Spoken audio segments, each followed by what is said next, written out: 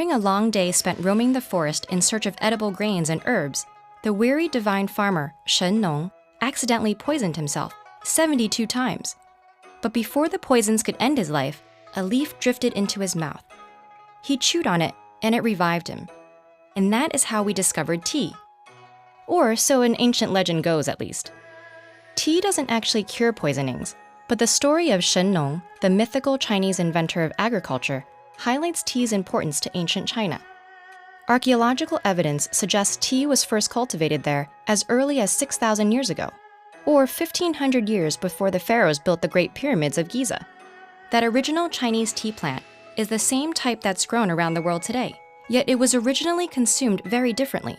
It was eaten as a vegetable or cooked with grain porridge. Tea only shifted from food to drink 1,500 years ago, when people realized that a combination of heat and moisture could create a complex and varied taste out of the leafy green.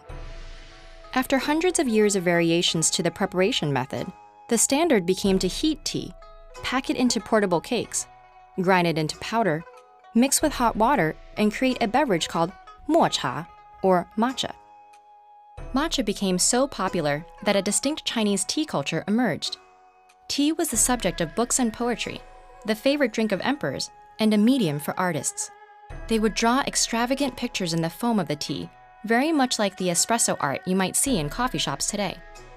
In the 9th century, during the Tang Dynasty, a Japanese monk brought the first tea plant to Japan. The Japanese eventually developed their own unique rituals around tea, leading to the creation of the Japanese tea ceremony. And in the 14th century, during the Ming Dynasty, the Chinese emperor shifted the standard from tea pressed into cakes to loose-leaf tea. At that point, China still held a virtual monopoly on the world's tea trees, making tea one of 3 essential Chinese export goods, along with porcelain and silk. This gave China a great deal of power and economic influence as tea drinking spread around the world. That spread began in earnest around the early 1600s when Dutch traders brought tea to Europe in large quantities.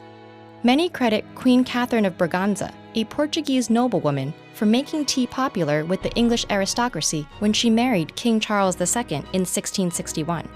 The British East India Company also wanted to be able to grow tea themselves and further control the market. So they commissioned botanist Robert Fortune to steal tea from China in a covert operation. He disguised himself and took a perilous journey through China's mountainous tea regions, eventually smuggling tea trees and experienced tea workers into Darjeeling, India. From there, the plant spread further still, helping drive tea's rapid growth as an everyday commodity.